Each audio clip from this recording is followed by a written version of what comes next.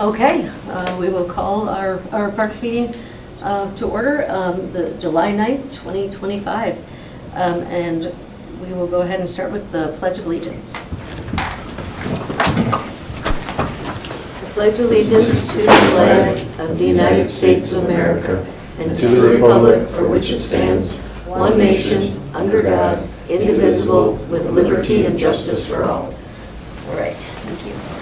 And roll call, we got Alder Presley. Here. Alder Ritterbusch. Here. And Alder DeLee is excused. And then, of course, I'm here.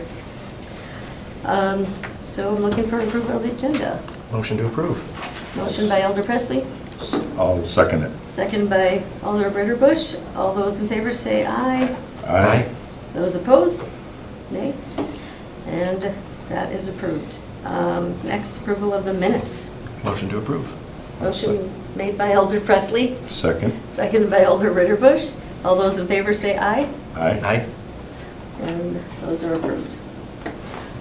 Before we move on to our regular business today, I need to inform you, the items we discuss at this meeting and vote on will be a recommendation to Common Council for the final approval.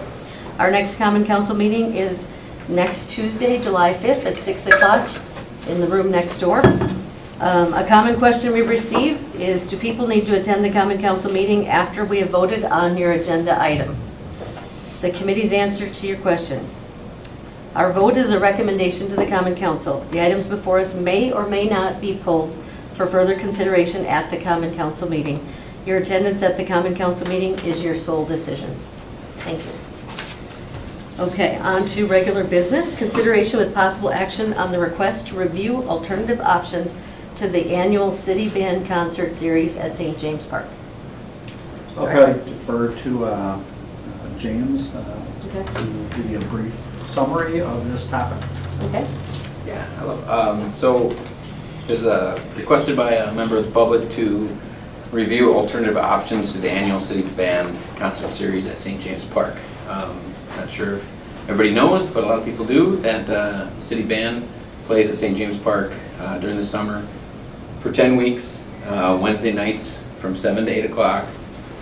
They've been doing this for, I believe, 123 years. So they've been here a while doing this, and it's kind of a Green Bay tradition. We traditionally will hold a concert as long as the weather's not bad or inclement weather. Typically, if the weather's to the point where the city band and right now it's myself as the liaison will communicate that day. Typically at the very latest around like 4 o'clock if we see the forecast and it's looking like we might have inclement weather and we can confirm that, yeah, we feel like it's not going to run tonight. We will make that decision to push it off, and then the next night, so Thursday night, is when we would run the city band. Otherwise, if it's kind of like a game time decision, I'll call it, it'll be kind of a game time decision that night if all of a sudden we get like a freak thing that comes through with the weather or something like that. Then sometimes we have to, sometimes the city band starts and sometimes we have to cancel it, because of the weather or that kind of thing. But typically you'll see anywhere from, on a good night, anywhere from like 800 to 1,000 people at St. James Park. We do have Astor Neighborhood Association that does do some concessions like popcorn and some soda and stuff like that for people. Otherwise, we just have the city band, like I said. Let me see. We pay the city band. The city budget's $27,555 for that 10-week series on Wednesday nights. Honestly, I also talked to the city band, a person that coordinates this with me, and I don't believe we've ever actually canceled a week of city band. It's either the next night, or there might have been 1 year, we couldn't remember for sure, that we might have, and then we added a week at the end if we canceled like a whole week. So traditionally that's what we do. Other than that, yeah, it's been kind of a Green Bay staple for a lot of years. So And then I guess just to add to that, I guess what I can talk about is kind of the concerns that were brought up. So the concerns that were brought up is, obviously on a nice day, we do get 800,000 people, but we do get occasional days where it's marginal at best, or it's drizzling, or just poor conditions. And, we do have concerts on occasion where there's less than 50 people in attendance. And so the concerns that were brought up is, is that the best use of city taxpayer dollars to host a concert for a 10-week concert series, paying roughly $2,700 per concert on those days when you have low attendance due to weather. And then the other thing that was brought up is, should we also be looking at what other venues are out there?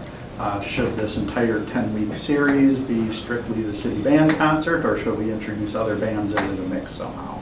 So those were just some ideas that were thrown out there as possible topics for discussion.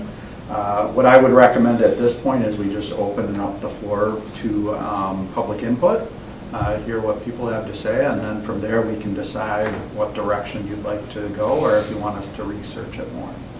Okay, thank you. Look for a motion. Motion to open the floor?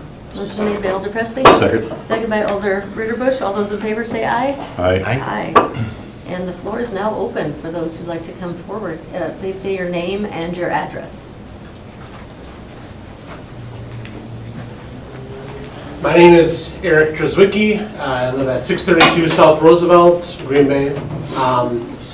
I am a big believer in the city band concerts as they presently function. I have volunteered at them for years. Not long enough that I have been where we've had to postpone, but it's been a long time since we've had to even push out a day. But I do have a pretty good sample size, and I would say that we are, the vast majority of the nights, we are closer to that 800 to 1,000 number than we are to the 50 number. I would say on a normal bad night, not a rain one, we're more in the 600 range. But that we are typically very, very well attended. One of the things that I have noticed is that the attendance at these concerts really ranges from all walks in life. I have seen a large group of unhoused people come to enjoy a concert because it's a free way to get entertainment. And I've seen a sitting U.S. congressman in attendance when the Marine Band was around. So we have had just a very wide population that attends these. And it's not just the Astor Park neighborhood. We have, Navarino, Joannes, Astor East River. People come from across the river to these because it's a very easy, family-friendly way to entertain people. But it's also just very accessible for some of the older population that lives nearby. We have a lot of people that are able to walk, set up a chair, and do that. So I really do think, with the band shell that's there, it's an ideal spot to be able to hold this. A lot of parks have the size, but not the setup. And being a relatively central location, it makes it as an easy access for people. You don't have to go too far to be able to come to it. Beyond that, it does a lot for our association. We're able to raise a little bit of money, but also have a lot of interaction with people. We've had, in the past, sitting assembly people will volunteer for a night and help with the stand. So I think that it's a great return on investment. I think we'd be hard pressed to lock in as many dates with a pretty willing to work with the Parks Department schedule as far as pushing it back or even adding a day. Unless we get some sort of deal that knocks our socks off, I think we'd be hard pressed to find a better option. By better up, like other bands coming in? Right, other bands. Opposed to that? You have to consider, when we're booking this for the whole summer, if we were to say, well, we only want half the dates, there's a good chance the city band wouldn't say, well, then you only need half as much money, right? There's probably an element of all the preparedness and all that gets baked into a final price. Again, I can't speak for them, but I'm just thinking in terms of bulk commodities, right? A lot of times when you book a lot of deals, you get a better rate on the overall thing. But also the setup. Being able to be in a central place makes it easier for planning. It has a shelter that's conducive to be able to sell concessions. It has an association that has the supplies. I mean, we are self-supplying the popcorn machine and things along those lines. Other associations may not have that. So a lot of the amenities that exist there sort of all gelled together to create one perfect situation. And that's not throwing shade at other associations, it's just the reality. It wouldn't be practical for 10 associations to have popcorn machines or to be lugging one around week to week to the other associations, say, all right, now this one gets it, this one gets it, this one gets it. And again, the infrastructure for other neighborhoods and other parks isn't necessarily going to be able to support a concert series, so. And just to, I guess, clarify, I think that Director Ditchite sent venue, but I think you were more meaning different acts, right? Not necessarily a different location. Correct, that was Yeah. one of the suggestions that came up just for consideration and just for topic of conversation. Okay, so, because that wasn't my. Right, absolutely. Some of that, yeah. And different acts would be that's where my position would be. If we get a deal that knocks our socks off, we always have to consider that then, right? You know, if you've got high grade acts that say, hey, we'll play for $1,000, or we're just trying to get our name out there and they're high quality, well, we'd be dumb not to consider options then. But that comes at what's the cost, right? Well, if we knock days off the city band concert, what does the rate change to? Do we still end up ahead? What is the length of time of like, from beginning to end, the event? Sure. I mean, people start coming in at 6. Like, I will be literally running from here before this meeting is done to start setting up. And people will start coming in at 6. It goes till 8 or a little after 8, depending, as late as like 8:15, I've seen it, depending on the music, but usually it runs for an hour to an hour and 20 minutes, usually closer to the hour part of it. But they've stayed really up and up. We had themes from recent Star Wars shows as stuff. So it's not like the band's playing the old hits over and over. We had songs from The Mandalorian, all that being played. So I do think that we shouldn't underestimate the fact that they keep it fresh with new tunes every year. We got a lot of Moana, you know, and I was singing along to some Lin-Manuel. So, yeah. Does anybody have any questions? Thank you for your time. Hi there. Hello. My name is Steve DeVillers. I am the manager of the band. Your address, please? 5011 Floret Circle in New Franken, Wisconsin. Okay.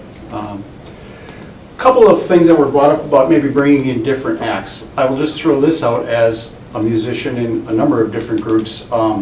This is the only organization that will make up a concert. If you book an act on a Wednesday night and it's raining, you're paying that act, rain or shine. So there is no makeup date. You're out the money if nobody shows up. So just wanted to bring that up. There is more, the budget issue came up. The price of the personnel to put on a concert is $2,068 per concert. We also add, there's soloists that we have that will add to that payroll. Our total payroll last year, I believe, was just over 23,400 was our total for last year. But we have other expenses. We have rent that we pay. We have music. A typical band arrangement to purchase is anywhere between $90 and $160. So we need to buy music. Last year we spent $1,600 on music. So there's other things besides the personnel that are included in our budget. So I just wanted to lay that out there. As far as the number of people, last year we shared a concert with the 132nd Army Band. I know a couple people in the band that came up to me after the concert and they said, "Steve, how do you do this?" And I said, "What do you mean? How do you get so many people here?" She said, "We travel the entire state, 200-300 people max at a concert. How do you do this?" So keep that in mind. Like I said, I've been in the band for 36 years. I have not missed a concert in 36 years. There's so many dedicated people that play in this group that I think you'd be impressed. So, any questions? I'd be happy to answer. How many members are there in the band? It varies, but normally we stick to about 42 playing members, and then there will be a couple soloists usually per concert and the director. 42, well. We're paid $47 We rehearse for 2 hours on Tuesday night. And then we have our concert on Wednesday. I know one of the comments made was that we're doing this for the money. I've been manager for 22, I think, years. There's never been a raise. There's nobody in the band that's playing for the money. Thank you. Does anybody have any questions?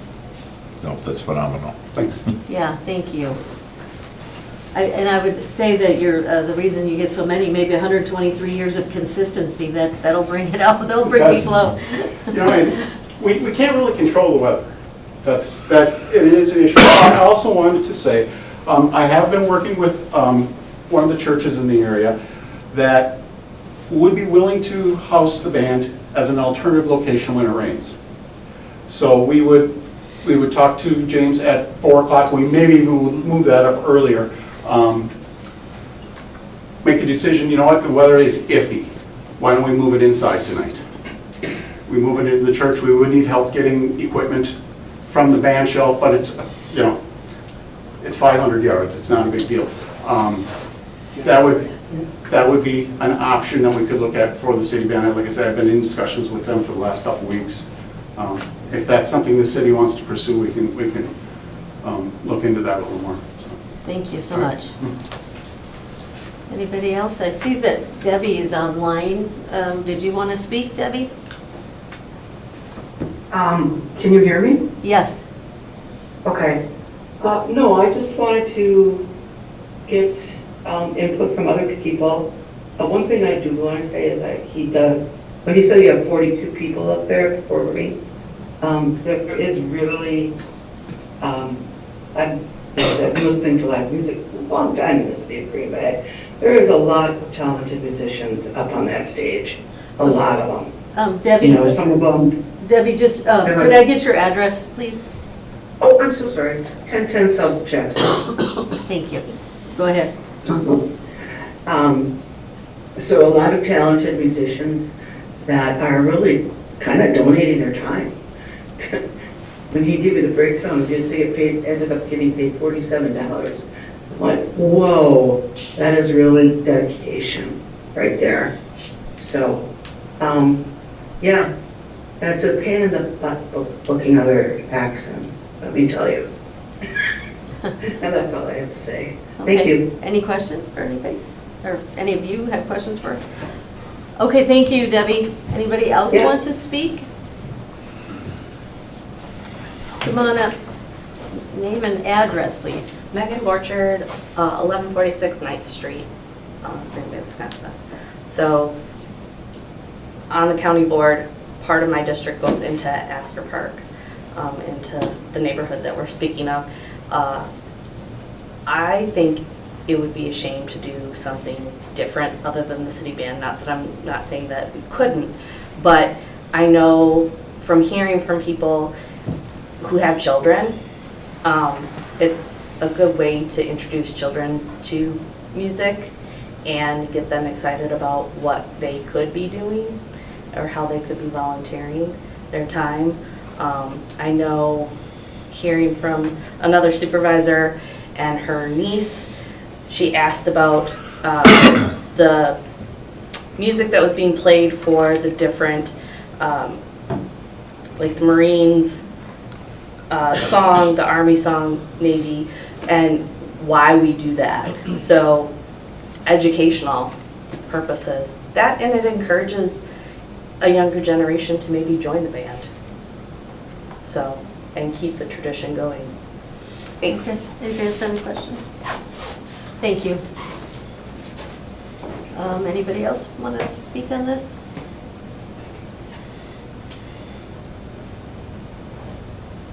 No, but anybody else online? Yeah, there's a couple other people on there. The others online are for a different topic. Okay, thank you. All right, then, want to make a motion to close the floor? Make a motion to close the floor. Okay, motion made by Elder Ritterbusch, Second. seconded by Elder Presley. All those in favor say aye. Aye. All right, the floor is now closed. So,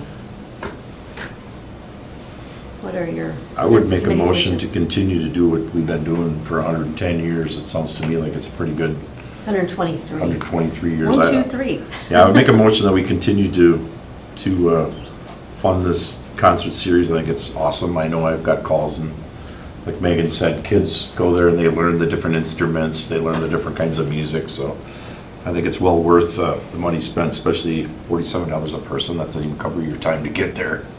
Especially, you probably got people coming from all over to play.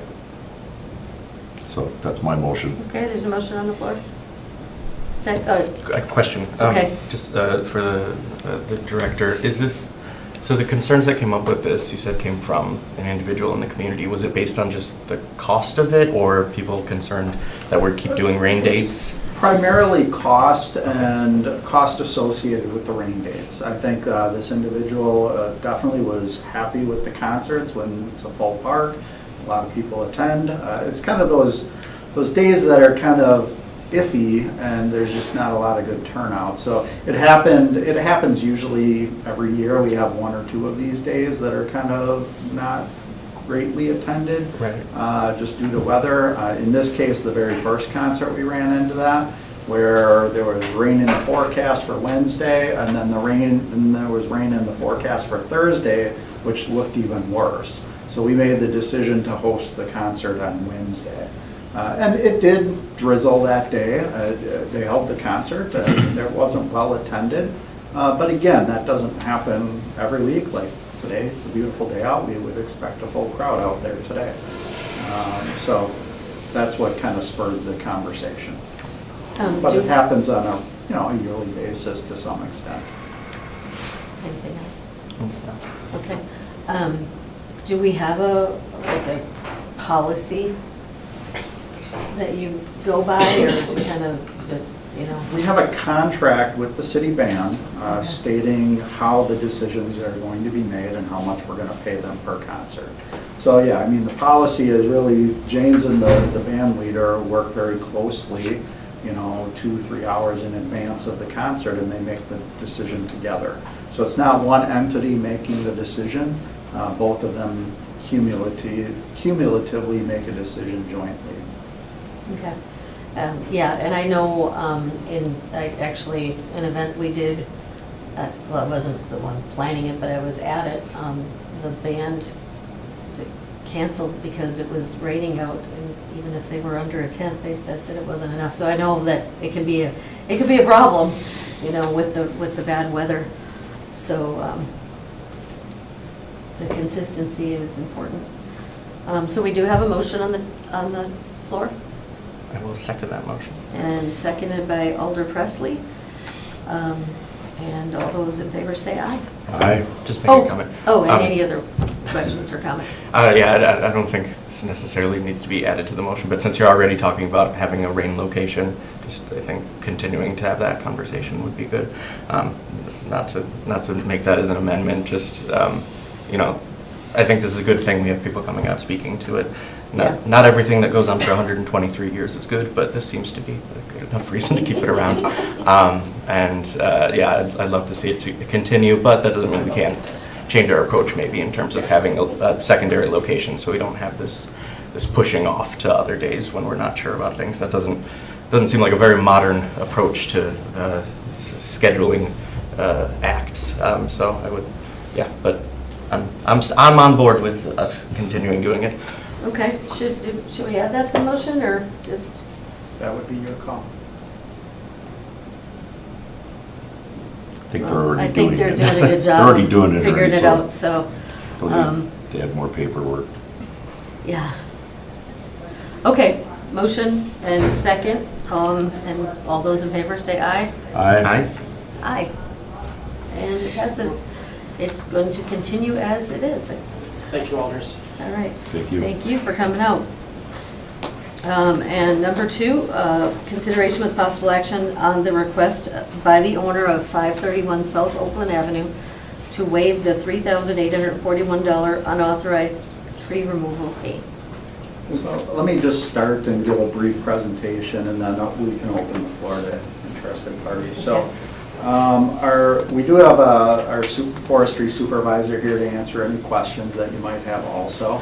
But really what happened was, as we were driving around town, our forestry supervisor noticed that there was a tree that was removed from the city right-of-way that we did not remove. So we did not direct our staff to do it. There was just a stump on the ground.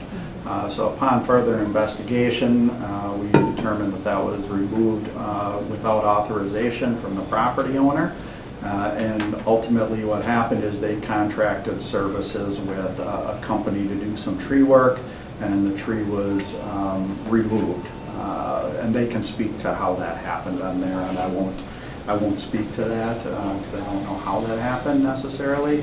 But what I will say is whenever a tree is moved without authorization, there is a city policy that was put in place that was adopted by the city council. And I've attached that city policy to the agenda.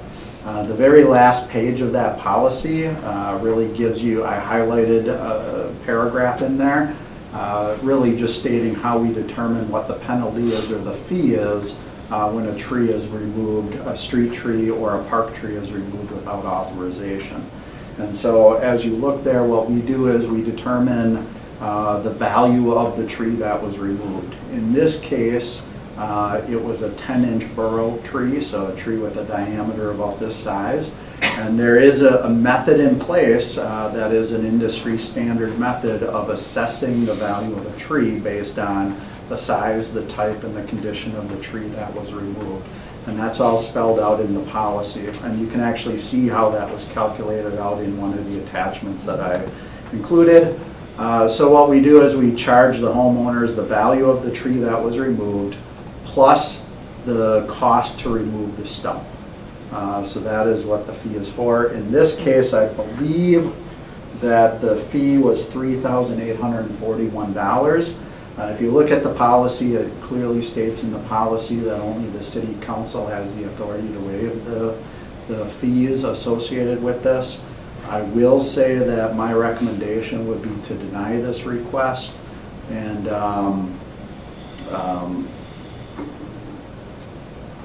I guess from there I can give you, we can talk about it after you open the floor and get public comments. Okay, looking to open the floor. Motion to open the floor. Second. Okay, motion made by Elder Presley, seconded by Elder Ritterbusch to open the floor. All those in favor, say aye. Aye. Aye. Aye. The floor is now open. You can come forward and say your name and your address, please. Attorney Greg Gerbers, my office address is 336 South Jefferson Street, Green Bay, and here with my client, Bao He. Her address is 1150 Longbow Court, Hobart. There's no question that this tree was a city tree, shouldn't have been cut, right? We're not contesting that in any way. I'm going to show you a few things, just I don't know what you have for information, so if I can approach you and let you see. We have the invoice, Okay. and we have, They do not have those. Okay. okay, So you can we pass don't have those any up. pictures. And if you have an extra copy, I would like one. Thank you. Okay. Now, the tree that we're talking about here is that little one between the big tree and the house that's in the curve there. Oh, Yep. So that's the tree. That, again, is not challenging the diameter, those kinds of things at all. The first issue that I really have with it is that you can share this if you want it, I get to keep it. This is my client is a landlord. She insures all of her properties, goes through, takes care of the rules. Her insurance company came through and said that the large tree in that picture needed to be trimmed because there were limbs scraping on the roof and needed damaging the roof. She hired a contractor, Jesus, and I have his full information somewhere else, unfortunately, to come in and take care of that work. And that was what he was hired to do. From that standpoint, she has no idea why the smaller tree was cut or removed. It wasn't her instruction to do that, okay? From that standpoint, so she's sitting here at a point where, first of all, she didn't instruct that to be done. It was gone. okay? She has had other trees in the city right away before. In fact, she has a picture of one that I didn't have enough copies of, but was dropping a lot of limbs. She called the city, and they did remove it because it was dying. So she knows the process. She knows what has to happen. So my problems are twofold. One, she then received a citation from municipal court for criminal damage to property on it with a bond amount of $691. And we'll take care of that in municipal court. She's got a different attorney for that. That's something we'll deal with. But then this came through, and I understand it's a city policy, but nowhere could I find that is, readily available to somebody to see how that's going to be calculated, how that's going to be handled. She had no idea this bill was coming. She started to contest the municipal thing, and this bill just kind of showed up. And so up until today, I didn't even know that there was a methodology that was used to do that because I couldn't find it. So my issues are, A, she's not really the culpable party. She didn't hire anybody to take that tree down. That wasn't her intention ever. And two, there just wasn't any notice as to what these costs might be to her, given that situation. She had offered at one point to replace the tree and figured she could get that done, obviously, quite a bit cheaper than $3,800.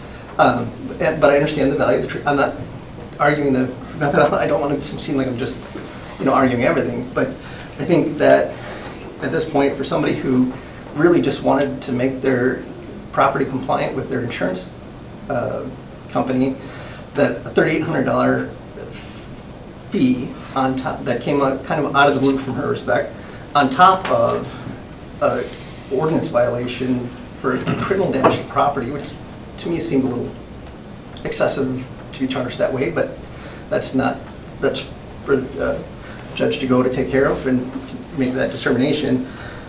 We just asked that the committee consider reducing that amount of the fee for that, because it was never her intention to remove that tree at all. I have a question. Was she billed for the removal of that tree from the tree company? I think they just quoted a job. I don't have the invoice in front of me, but they just quoted you for the trimming of the large tree, right? Yeah. Yeah. Well, because if we took, kind of a different scenario here, where if the other tree that got removed accidentally was a different tree on her property that she loved, it meant a lot to her, who's liable? So in this case, I look at it as the tree company. If they were not instructed to take it down, they are liable for this mistake, and it would be the same whether it's our tree or her tree.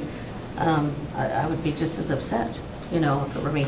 And maybe I'll have more to say, but I want to know if do you have any questions? Yeah, I was thinking the same thing. The guy, why would somebody just cut your tree down that you didn't want cut down? I think he should be held accountable for doing it. It's terrible that she's getting billed for it, but the guy who cut the tree down should be the one that should be responsible for it. Does anybody have any questions for them? Yeah. Yes, Alderperson. Thank you, Chair. Would that be a civil matter then for you to pursue against the individual who cut down the tree if we upheld this? If this, yes. I don't know that my client will move forward with it because getting a judgment is easy. Getting the cash is hard. Don't know that she'd be able really to recover it from this individual. So, not sure his insurance would cover it. For they might look at it as special action. Or I'm not here to bang on insurance companies, but they find a way not to pay. So, but yes, if she ended up with this, her only recourse would be to go to small claims against that person. Anybody have any other questions or further? Oh, and so your two concerns primarily were that this was not her fault, she didn't intend for this to happen, and that you didn't have enough information beforehand about what the process was for being charged for something like this? That's a secondary one. I mean, from the standpoint of just kind of, if somebody's going to get a bill in the mail, for something like this, I think they should have a reasonable expectation to know what that likely is, or how it's calculated, or what the factors go into there. And I mean, it seems like it's in the life of this tree was probably fairly young. I mean, those trees, is that right? I mean, I don't know much about these type of trees, but. I'll just speak to Yeah. that after. Okay, anything else you want to say before we No. close this one? And do you have anything to say? No? Okay. All right, well then, looking for a motion, or anybody else want to speak on this before we close the floor? Okay. Motion to close the floor? Motion to close the floor by Alder Second. Presley, seconded by Alder Ritterbusch. All those in favor say aye. Aye. All right, the floor is closed, thank you. Nick? Sorry, taking notes. All right, I guess I can add to Add, some of okay. this, and then if you have specific questions for Nick, he can respond to it. This does happen every so often. This is not a rare incident necessarily. I guess Nick might be able to answer better than I, but I think we get a couple of these per year where we have unauthorized trees being removed.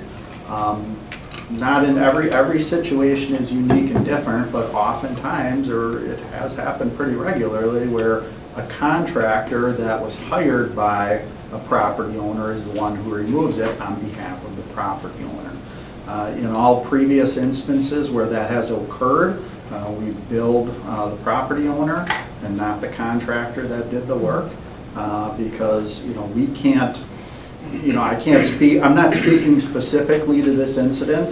They mentioned that they did not direct the contractor to do that work, but we don't know that. We can either trust what they say or don't trust what they say. We don't know what conversations were had with the property owner and whoever they hired to do the work.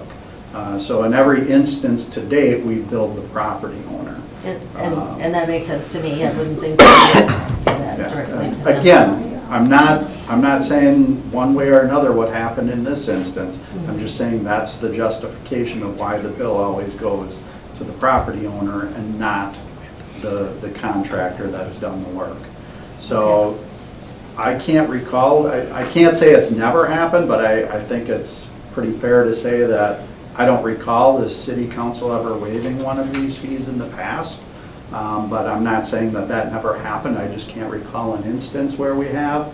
So maybe I would defer maybe to Nick to maybe look at his expertise and history to see, have we waived any of these that you can remember?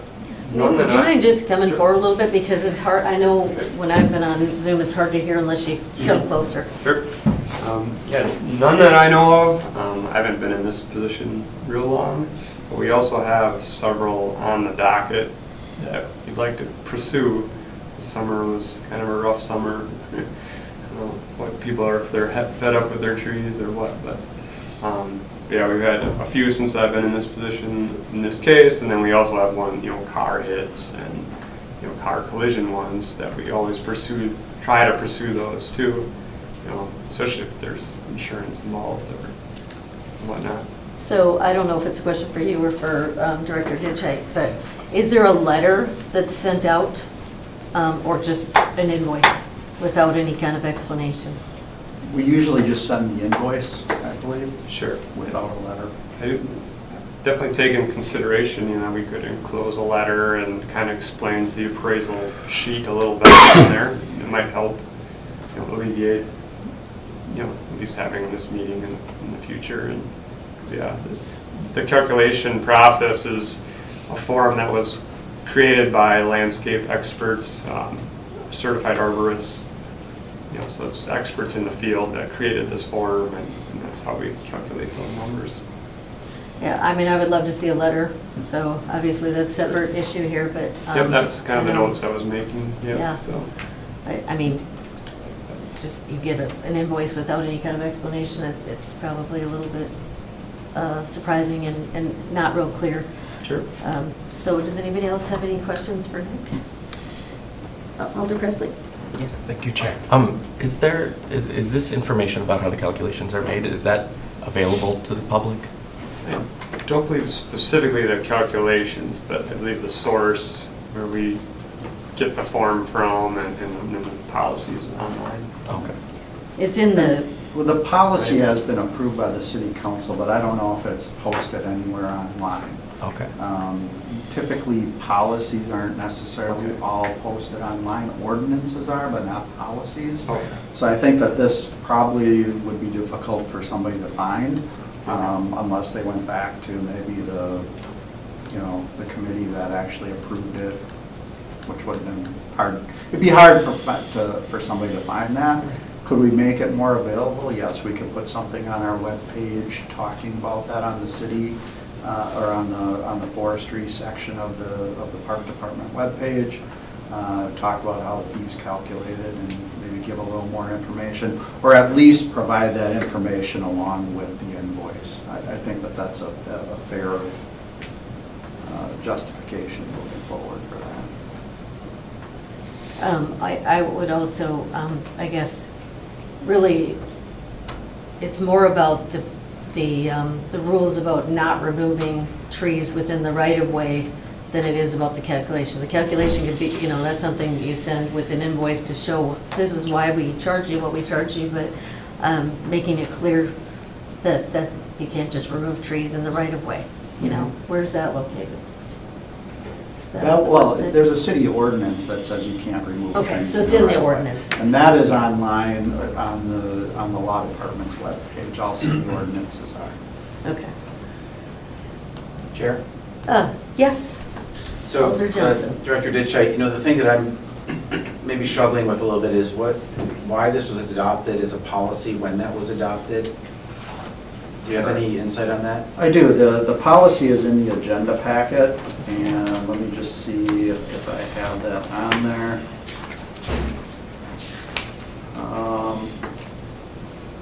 The policy went to council on December 5th, 2006.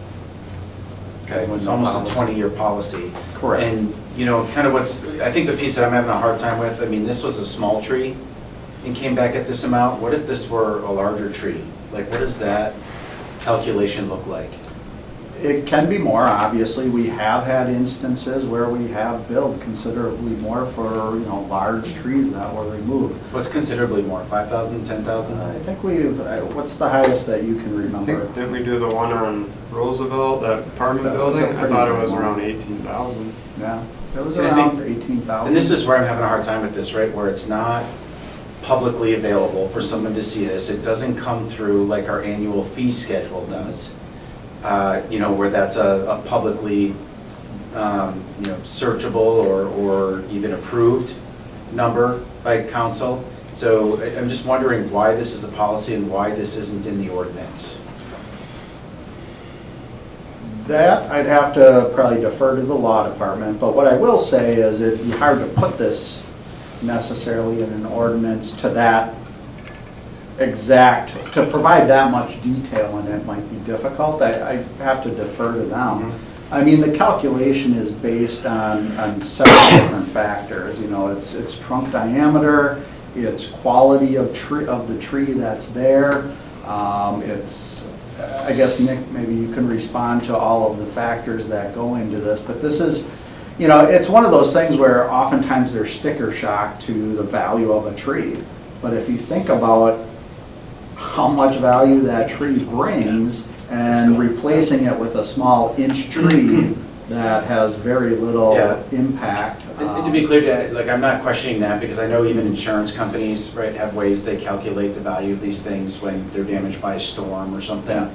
I think for me, it's more about that public transparency because if, a resident could wake up in the morning to an $18,000 bill and we haven't really shared publicly how that number is calculated, I think that's where I'm at an impasse. So even if it were adopted in ordinance and the labor cost, for example, changes every year, that labor cost be part of the fee schedule, like that feels better to me, than a policy that's not published and nobody knows how that's calculated and they just get an invoice, in the mail. I think you'd find out though if you reached out to in fact, in my district, I've had people who want to remove a tree. So they've contacted the forestry department and they were told the value of the tree.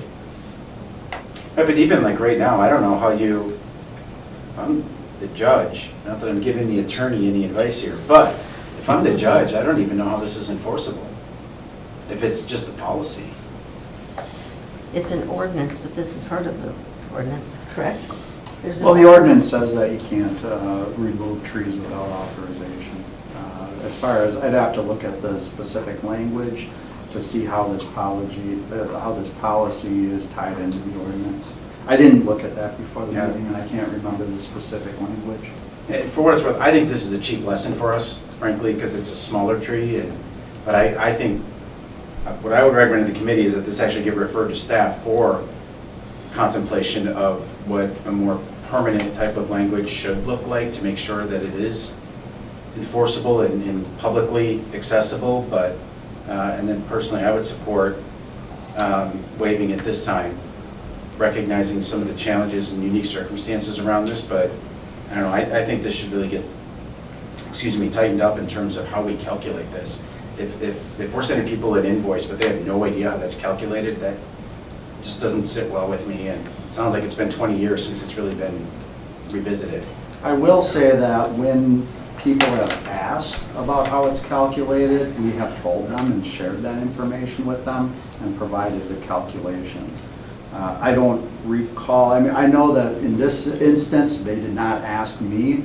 I don't know if they asked the city at all about how it was calculated, but I know that request never came to me because we have provided that justification when people have questioned it. Yeah, and I have no doubt that you guys provide that when it's asked for, but if I think about almost every other fee that comes through in our fee schedule, it's defined, right, how that stuff is calculated. I can't think of anything off the top of my head, but even if you're talking about water or stormwater, right, they're gonna talk about, this is the rates per this measurement.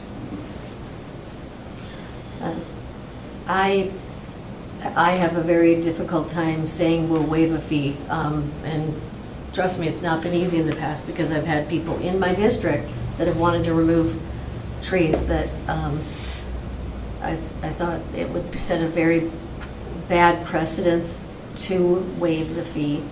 And as you said, there's other people that want to remove their trees. We could have a whole firestorm of people wanting to move their trees. This was done, like, it's unique in that it apparently was done unauthorized, but that isn't our problem. I don't know what other word to use, but as the city, we didn't take it down. It was taken down and it was our tree. So I don't feel comfortable waiving the fee. And if, we could look at, looking at how we figure out the value of the tree, but this has been the policy for quite a while. And it's an ordinance where you can't just remove a tree. So the value would be known if somebody goes to the city and asks prior to removing a tree. Any questions, comments? Yeah, I think I tend to agree that this isn't the place where we should waive this fee. I do agree we may need to take a different look at it and how we communicate this information and how transparent we are with people. But I think, if you hire a contractor to come, I don't know, take your car or something, and they accidentally take a city car that's parked out front, we still lost something of great value there, even though it was an accident, even though it wasn't the intention. I think because it's a tree and trees can kind of grow accidentally, maybe we look at it a little bit differently, but it is city property that has been removed. And I understand that it wasn't the fault of the homeowner, but I think that has to go to y'all to go to small claims court. Within the way that we have our ordinance and this policy, it doesn't make sense for us to waive it, I don't believe. Thank you. Chair? Yes? Director Ditchite, are tree removal contractors required to have a license in the city of Green Bay? Yes. What's the purpose of that license?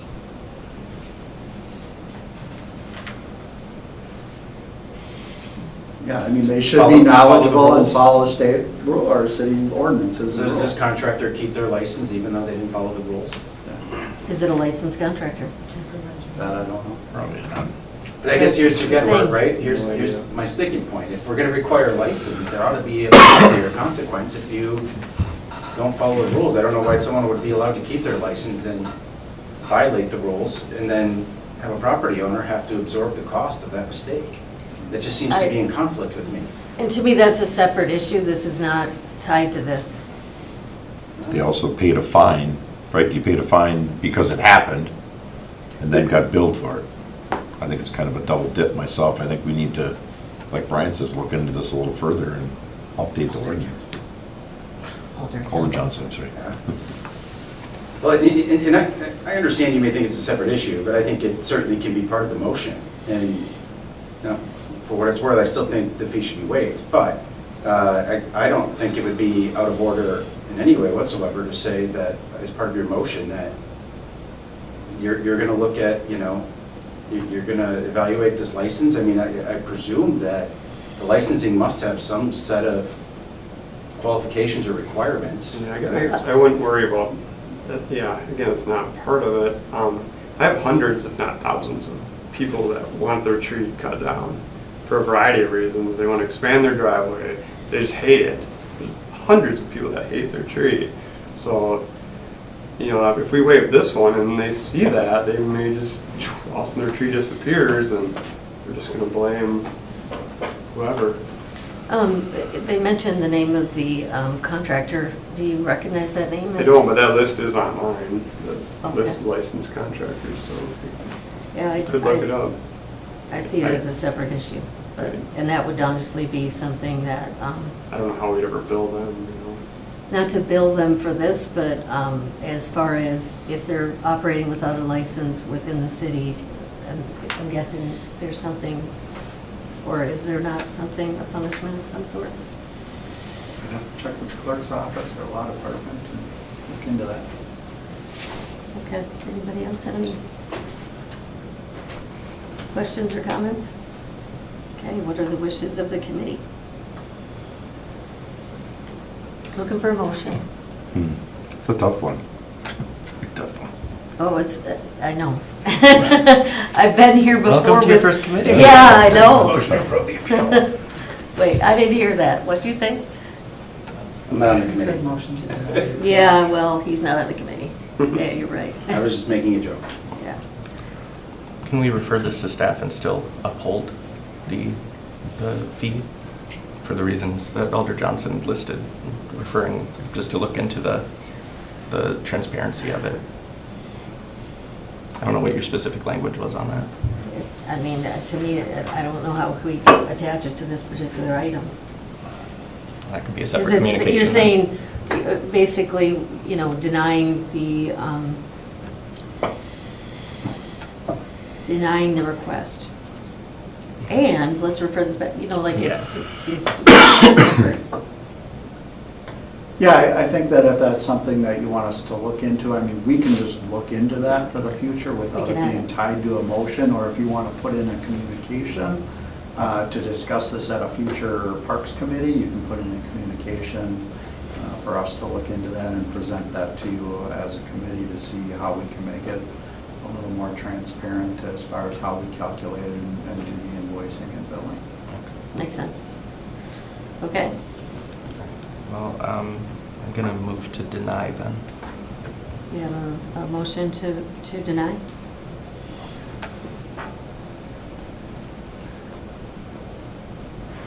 I usually don't make a motion when I'm the chair. You don't have to second it if you don't want to. Yeah, I'm not gonna second it. Well, then I will second it.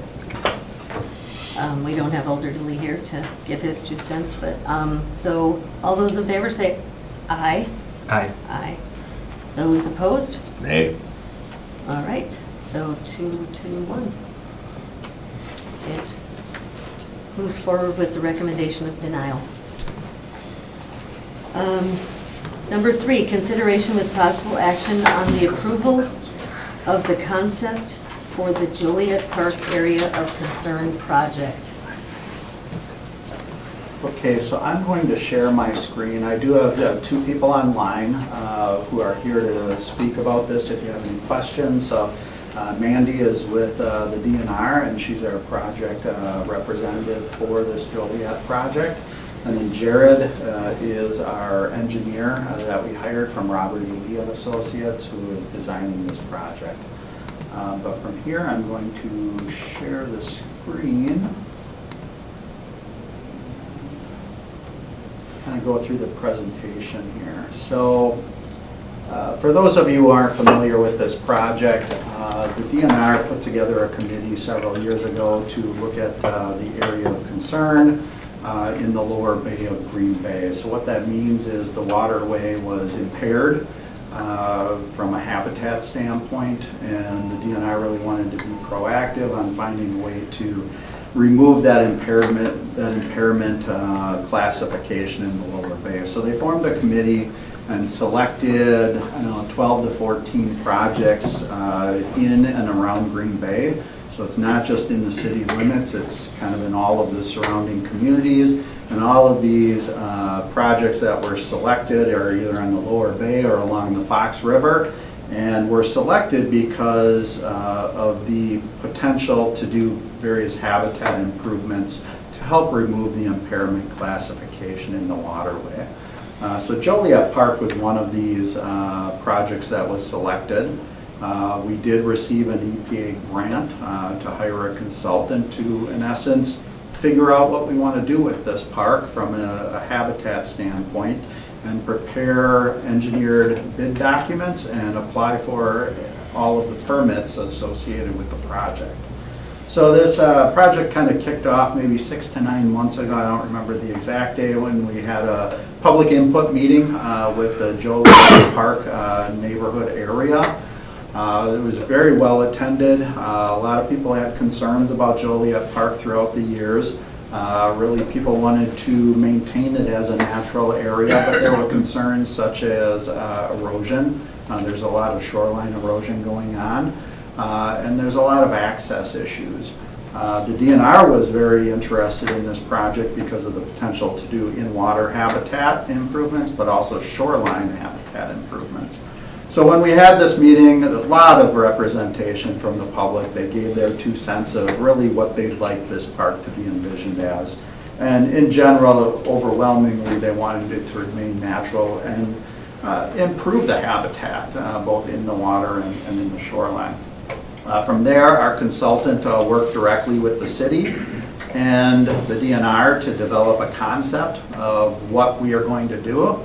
And they put together kind of some preliminary engineering packets, had a lot of meetings with the DNR and Army Corps of Engineers to design something that is actually potentially would get a permit, because there's a lot of restrictions in this area with it being adjacent to the bay as far as what you're able to do and not able to do from a filling standpoint and a shoreline standpoint. So we then had a meeting on June 2nd and presented this PowerPoint presentation, which I'm going to go through very quickly, and shared with the neighborhood what we feel is the best concept moving forward, taking all of the public input that we've received to date and also takes into account what the DNR would like to see from a habitat standpoint. So we really feel that the concept moving forward is a good concept and is achievable to get a permit and is achievable within the budget for this project, which I'll explain the budget moving forward here. So I'm going to skip through these first several slides here very quickly. This just kind of gives the background of what I've already kind of presented. This talks about the area of concern in a little bit more detail. This is all in your agenda packet if you want to look at it a little more closely. This shows areas within the state that are other areas of concerns. There are 5 areas within the state that fit this classification. And then it talks about how we want to try to de-list the area. As we go through, it kind of talks about our goals for wildlife habitat improvements and other projects that were selected. And then when we get to, I'll kind of point to maybe where we start talking about some of the problems with the site and the concept. These are photographs of the actual erosion on site. As you can see, this middle one in particular is adjacent to our parking lot. You can see a picnic bench right there. There's severe erosion along portions of the shoreline, not the entire shoreline, but portions of it. So how do we address those erosion issues? There is a sanitary easement that runs all the way throughout this property, so obviously that has some restrictions on what we can and can't do within the waterway. And then we actually, as part of this, our engineering consultant took a look at all of the habitat on the shore, above the shoreline, so all of the wooded area. They did a tree inventory, they looked at how much invasive habitat is there from a vegetation standpoint. And then this talks about the different community input that we received. And as we're kind of looking at options, what became clear is we had to improve the parking areas, the access, the upland habitat, the nearshore improvements, such as all of the erosion control issues, and then actually do some work within the waterway. And I'm just about to the slide where we started showing some of the concepts here. So the first thing that we looked at was parking and site access. Right now, there's a gravel parking lot just off of Nicolay Drive, which comes in right here, and it's just a gravel parking lot shown in the same configuration roughly as this paved parking lot. So what we're proposing in this concept is possibly keep this as a secondary exit or possibly remove it and instead create a new primary access in this location to the south or the west. And the reason for that is because there is not a lot of room to widen that existing driveway. And when you actually go there, there's some real concerns with site visibility going on to Nicolay Drive. So by rebuilding the entrance drive, you can actually improve the visibility and the safety coming in and out.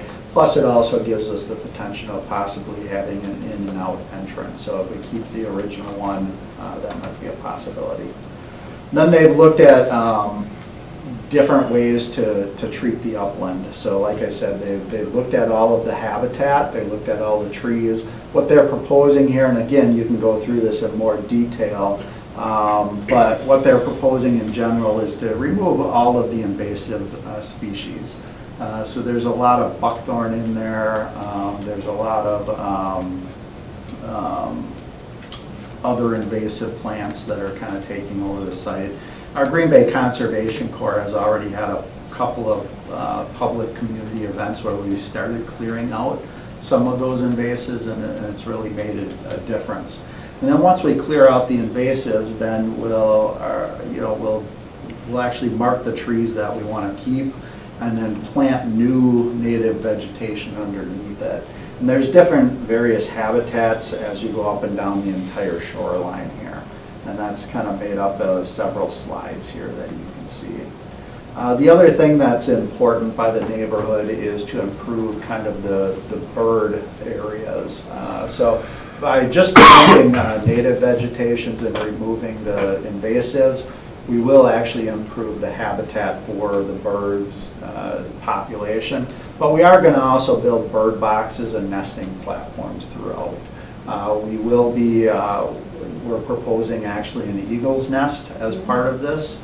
And it'll be one that we're either going to build within an existing cottonwood tree that's on site that's really tall, or we'll actually bury a pole in place and build a nest on top. That was actually very important to the neighborhood to have an eagle nesting area.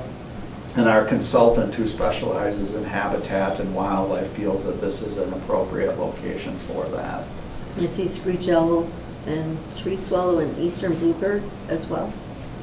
Yeah, so we'll have several of those boxes scattered throughout the whole site for those particular species. So the DNR would like to target very specific species that will help with the wildlife improvements. As you go through, there's several different type of habitat zones that they're going to focus on as they're looking at all of the vegetation improvements. I won't go into all of that, but one of the key here is to make this a pollinator area too. So we'll look at different grasses and flowering forbs and stuff that would encourage bumblebees to be in this area. But the goal here is not to clear cut the site, so we're gonna keep as many trees as possible. We will also keep some dead trees in place because there's habitat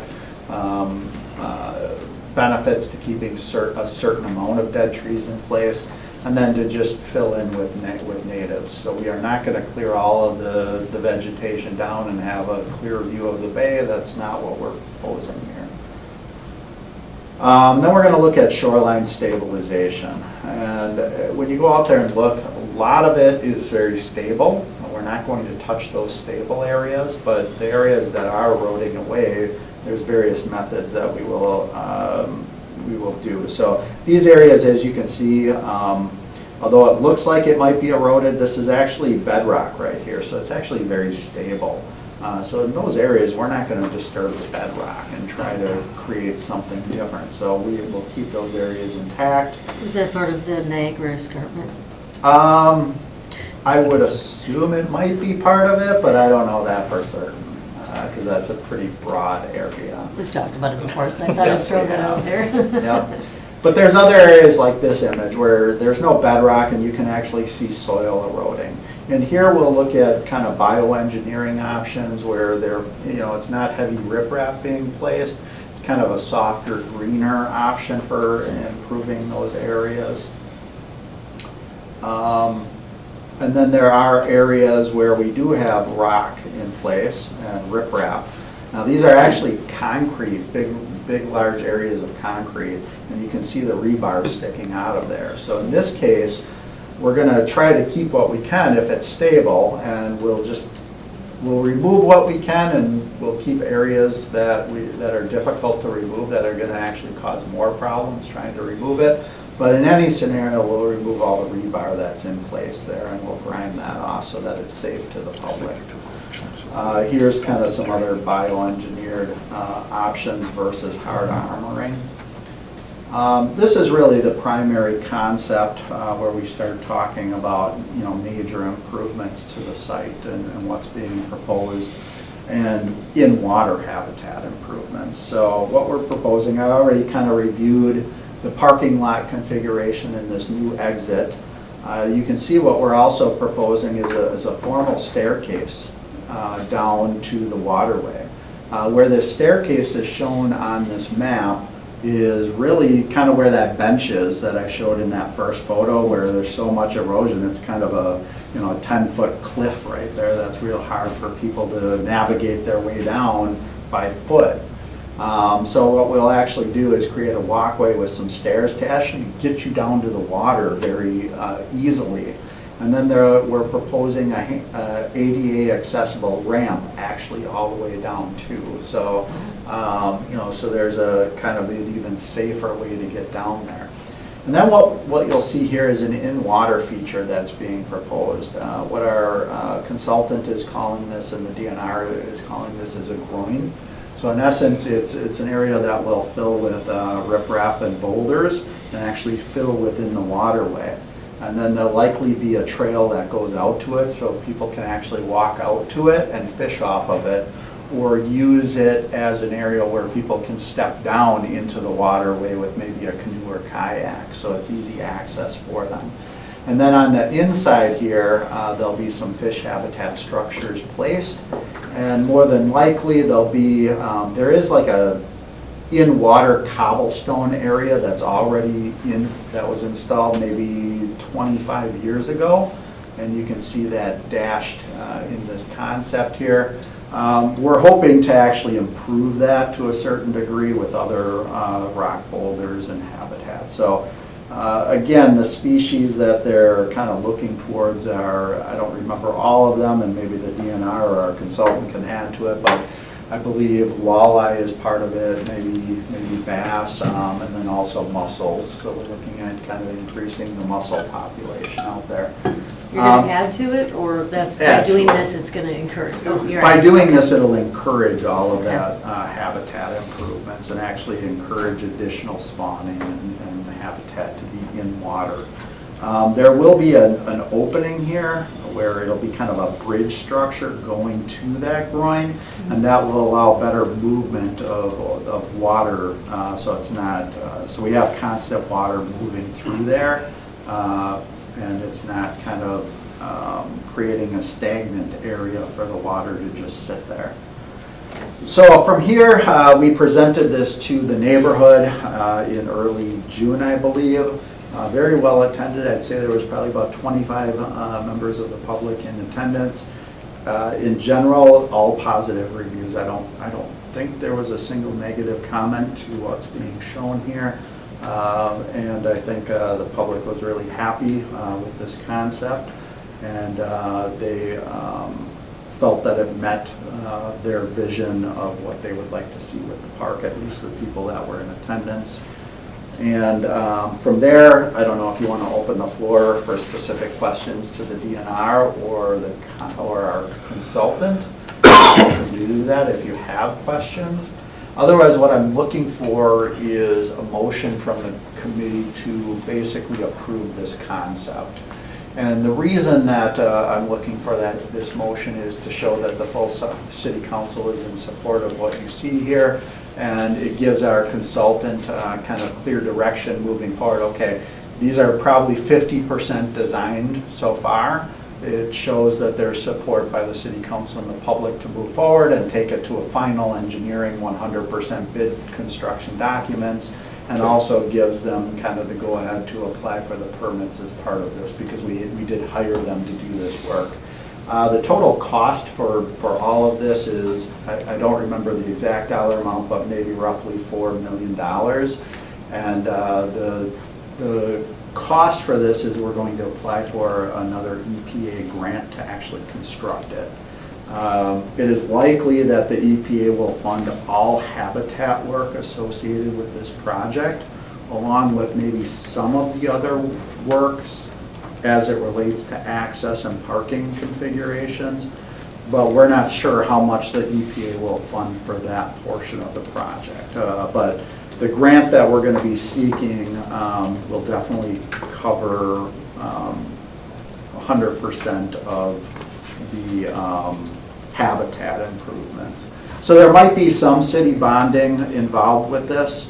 If the city bonding is not approved, we would just go ahead with the habitat work if we do get a grant. And then the rest of the stuff would happen whenever we get another grant or some other funding source to do the kind of the parking lot and access portion. But we're still hoping that the EPA funds a large portion of that. So the funding that you have so far was approved for the design work, basically? The engineering and the permitting. Okay. Correct. Does anybody have questions for the consultant? No? Okay. But does the consultant have anything they want to say? Jared or Mandy, do either of you want to add something to kind of my presentation, or did I miss anything? Oh, Can you do we need can to you open the floor? unmute that? We'll just see if he has comments. Okay. Otherwise. I was muted on my phone and Zoom, so double tick. No, you did a great job. Hopefully you can give the next public presentation for the design team. So thank you. No, we appreciate the opportunity. It's a super exciting project and really happy with how everything came together. So hopeful the park committee agrees with that perspective and look forward to taking it into final design and permitting over the balance of the year here. So. Yeah, thank you much, the director, for running through the project. I agree, you did a good job, Dan. Just one thing I would like to add is we are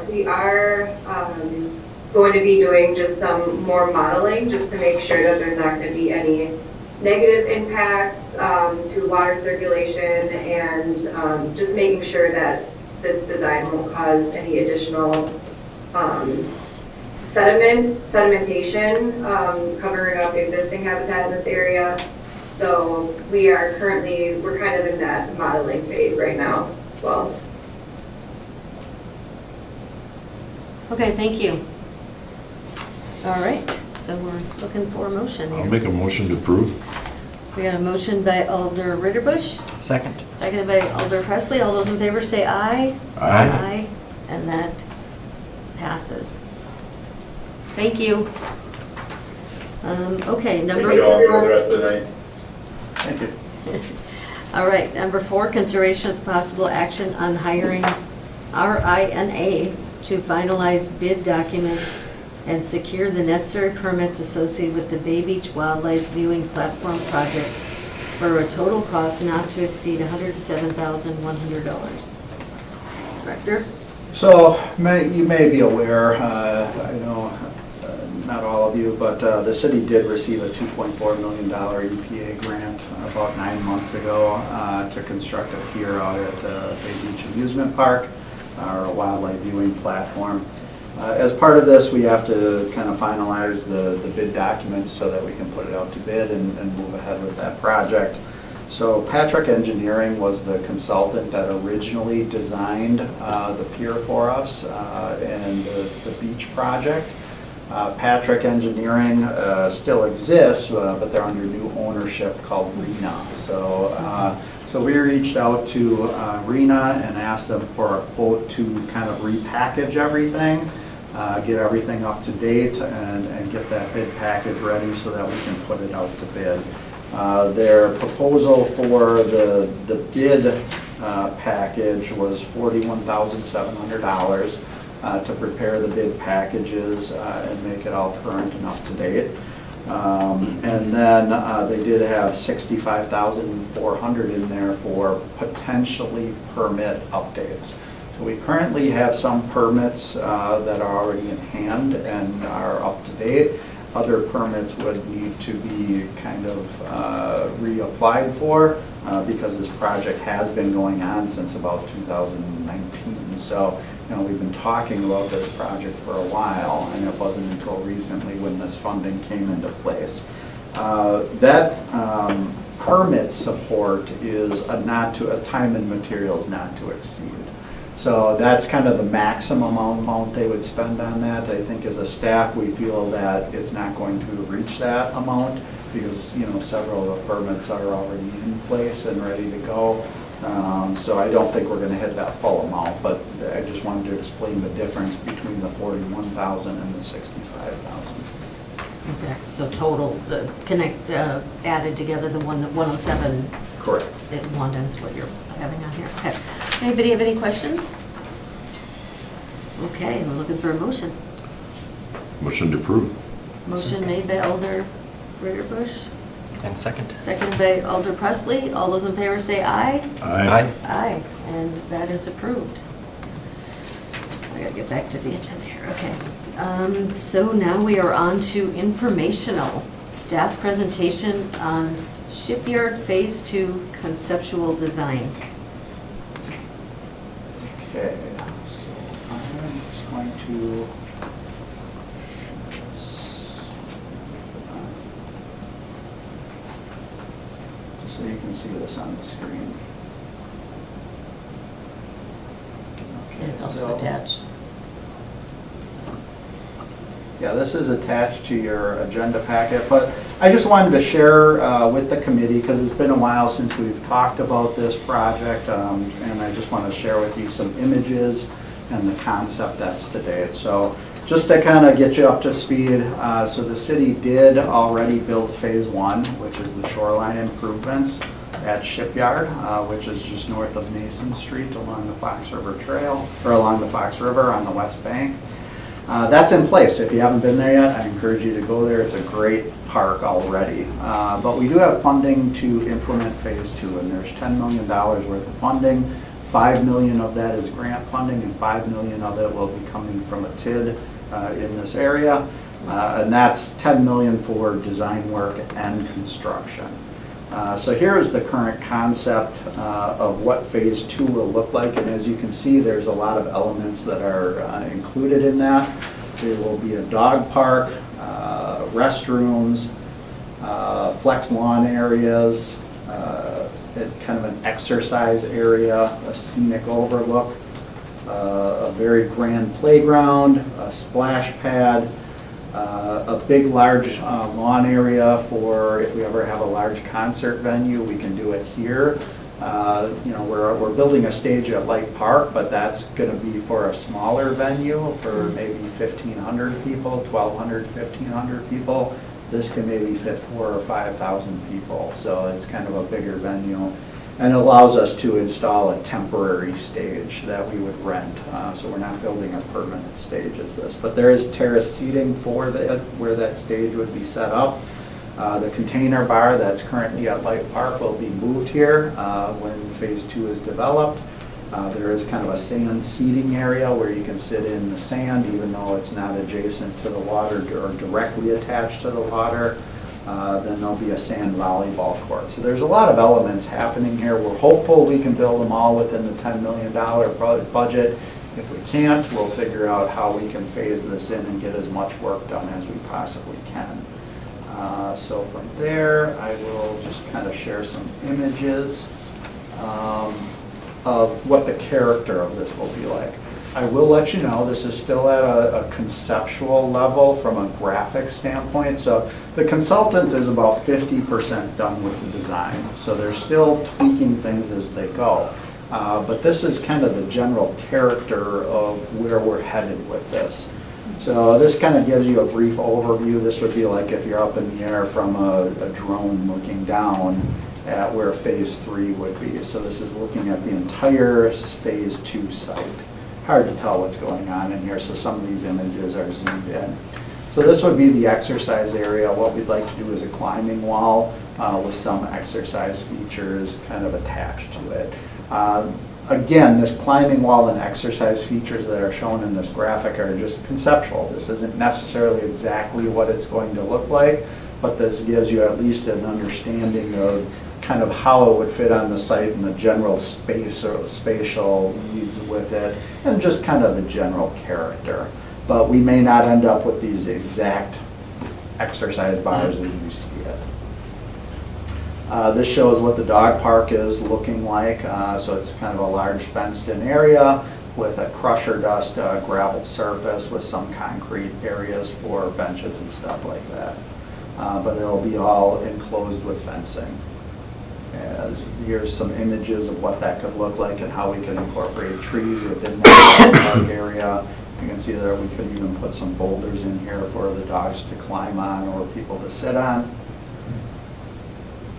This image shows what the sand volleyball court could look like. One thing I will mention is there's a flex lawn area right here where we could always expand sand volleyball to maybe 4 courts there. It's sized appropriately so that if this is actually used heavily, we can expand the sand volleyball court and then, eliminate the turf area.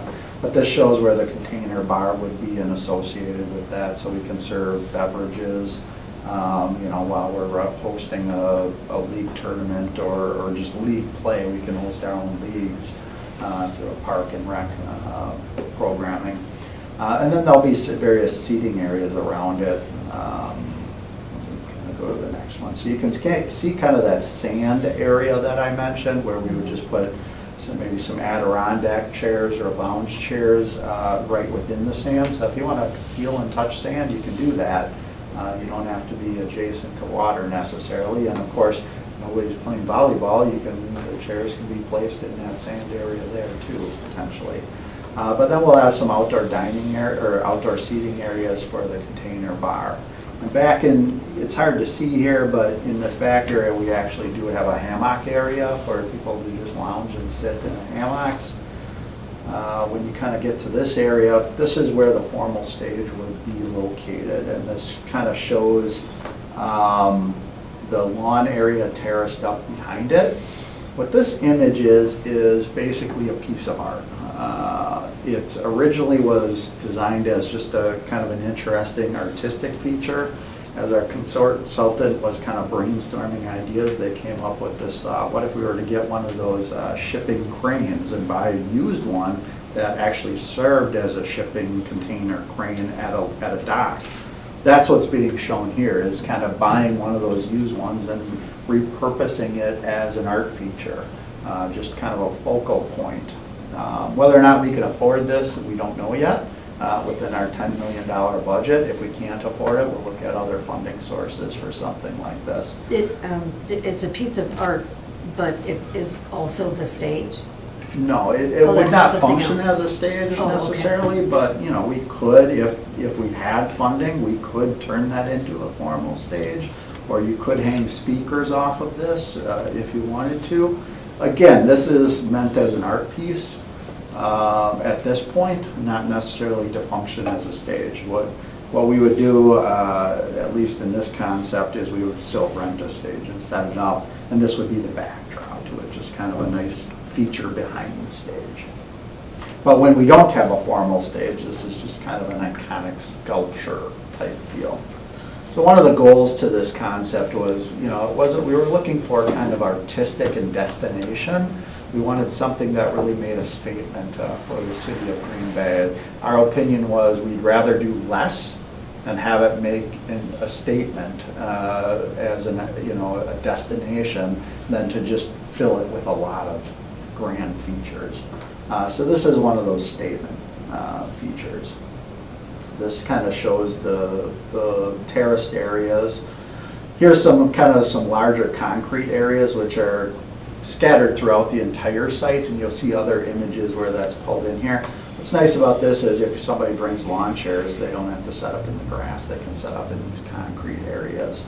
But this is kind of a recurring art theme throughout the entire concept for the site. This is kind of up in the, there is a hill on the site, so this is kind of at the top of the hill at the overlook, looking down at the grass area in the stage, which is right here. As I mentioned, there's a splash pad in here. Here's an image of what the splash pad is starting to shape up to look like. So it's a series of these concrete terraces with in-ground water features here. But then water will also cascade down these terraced areas. Right now, we're also planning lighting and music as part of this splash pad, so it's interactive beyond just the water play. So we're really trying to create something special and unique. Here's Is another. it to the music, the water? Does it go? We'll find out as we go. Okay. Well, we're working on Branson, that. they have that, and I think it's so cool. Yeah, so we're working on that. We don't have all the details figured out. We'd like to do synchronize this to the music if we can, but definitely we'd like to incorporate music and LED lighting into this design somehow too. But this image just shows kind of those concrete seating areas and kind of how the water cascades down in areas. Keeping in mind, this is still a concept. It's not going to look exactly like this. They're still tweaking it, they're modifying it, but this gives you the general character of what we're looking at.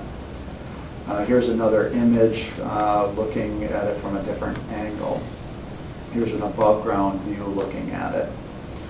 Then when you get to the playground, what we're looking at is an iconic feature of some kind. And maybe I'll go to the next slide. This might give you a better idea of what that could look like.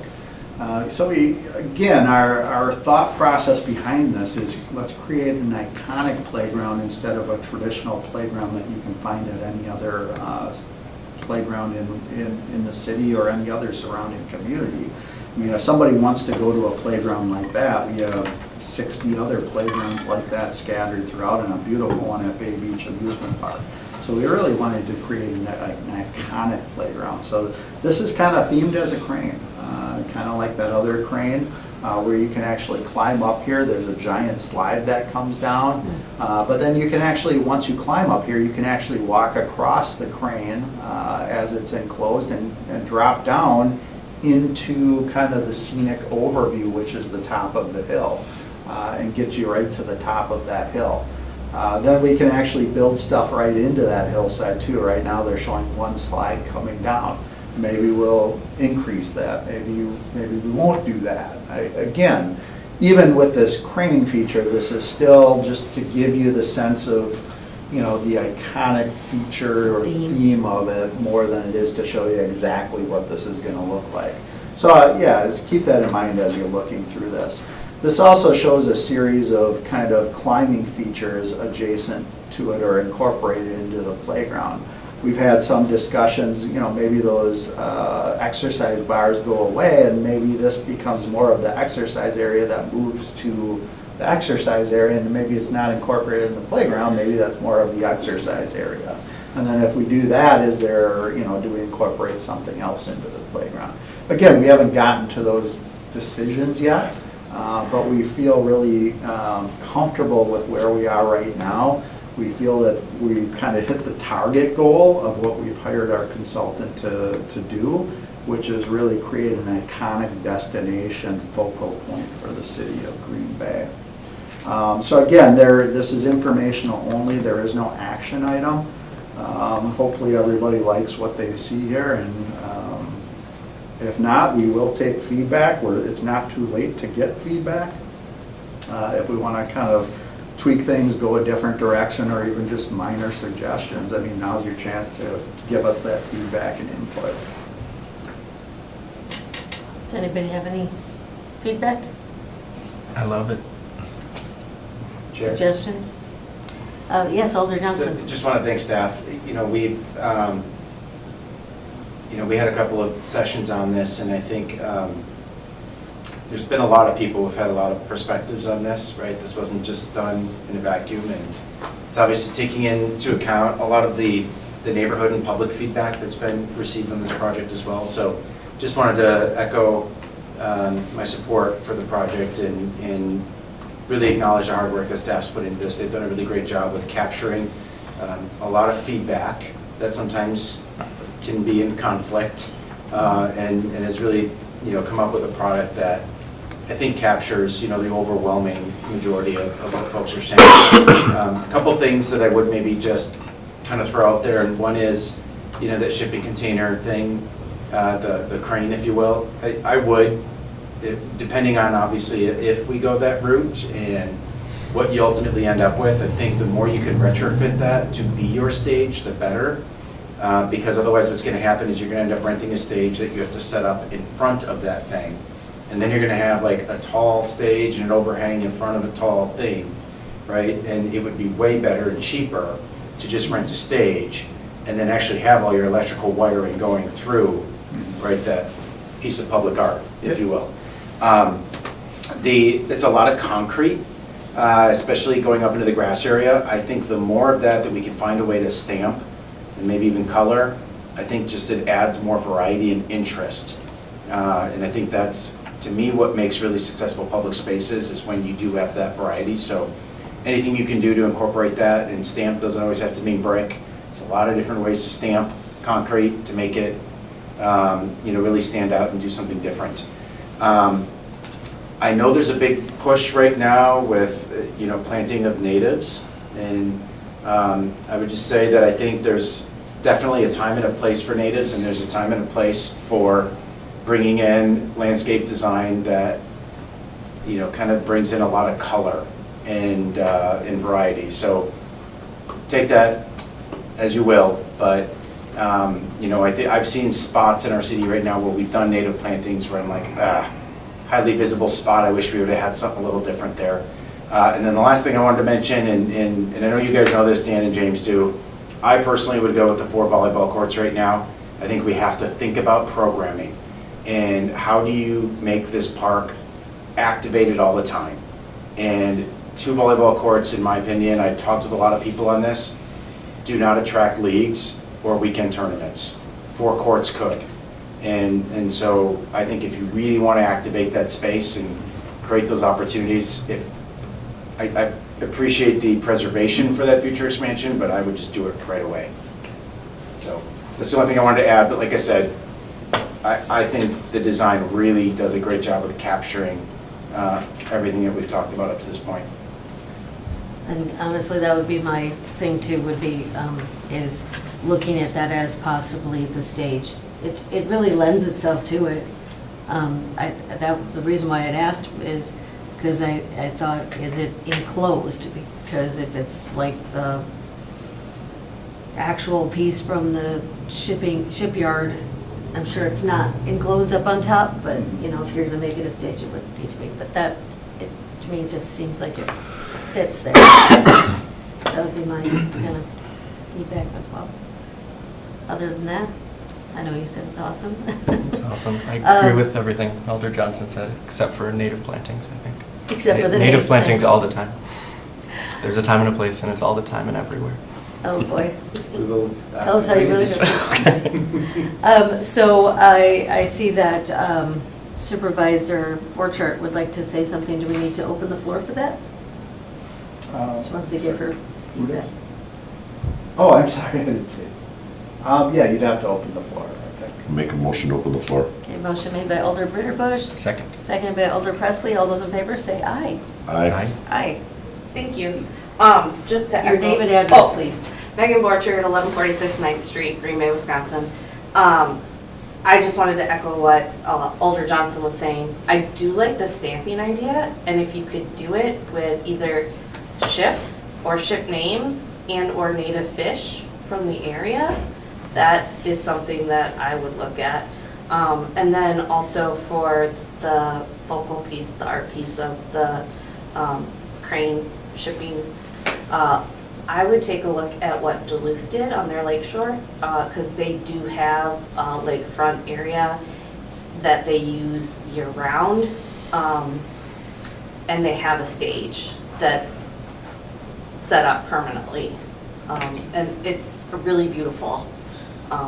They use it, they have concerts all the time there during the summer months when it's nice, and then in the winter they have it's called Bentleyville. It's a Christmas holiday setup with different, kind of like what Brown County does at the fairgrounds, where it's free and you can, Bentleyville is free, you can walk through. You can also pay for ice skating and other things too. And then I would echo the 4 volleyball courts also for tournaments and leagues. You definitely want to attract that group of people.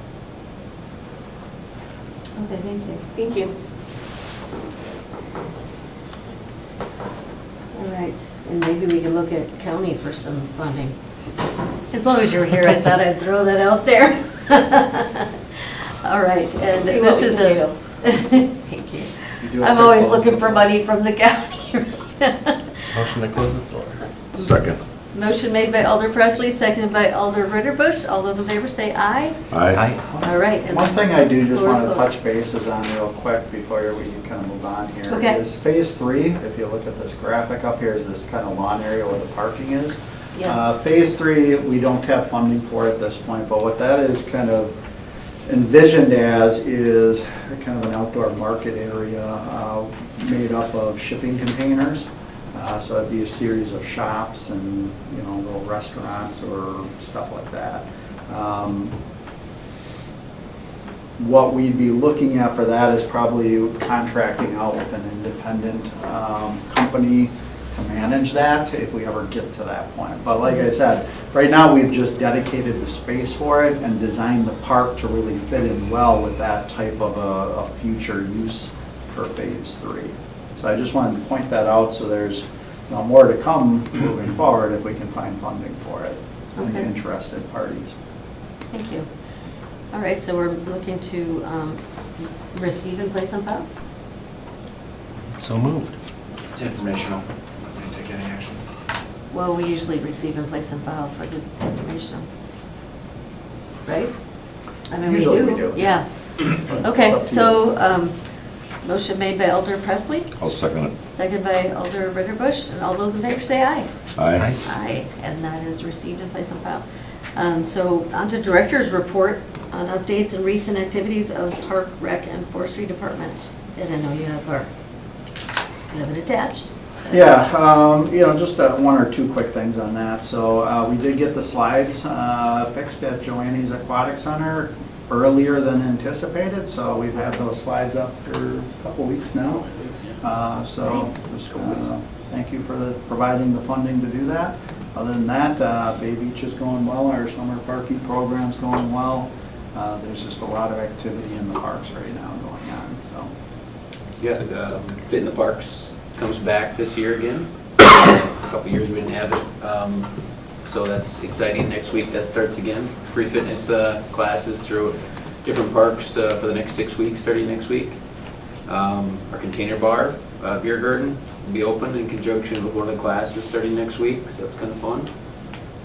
Then we don't have another park committee until I think the 30th, so just kind of a heads up, the Kitty Carnival is the 31st. And got some other things in between there as well. pretty much on a daily basis, so check our website. There's pretty much something every day right now. And I know, gosh, I feel like it was our last meeting that you were, or maybe it was the one before that, actually, for lifeguards. We're fully staffed with everything. Yeah, I will say we're fully staffed, but to be totally transparent, we have a lot of lifeguards that are putting in a lot of hours right now. And weekends, we have had to modify, like every once in a while, we might have to like close a section for a little bit, but we've been able to get through with keeping all the facilities open. We're getting lucky, but we're getting to that point of the summer where I think the lifeguards that are working a lot are starting to get a little burnt out, because, I mean, it's a good thing. We've had pretty good weather. Beginning of the year, we kind of had kind of a rainy weather, but the last like 3 weeks have been really nice. So I'll keep you up to date, I guess, if anything changes. Right now, we're good, but just giving you a little reality that some of these lifeguards are getting burnt out a little bit, so. And overtime? No, we don't do overtime. Oh, okay. Yep. Well, all right, motion to receive. Motion to receive and place on file. Okay, made by Alder Second. Presley, seconded by Alder Ritterbusch. All those in favor say aye. Aye. Aye, okay, we received that. Our next meeting is on July 30th, which is the day of the kitty carnival? 31st. Or no, 31st, isn't it? Okay. That's Motion right, to you adjourn. said the 30th and it's the 31st. So, thank you. Motion to adjourn by Alder Ritterbusch. Second. Seconded by Alder Presley. All those in favor say aye. Aye. Aye. All right, and we are adjourned. Let's see. Leave the meeting. And now we gotta enter in the other one once they're ready.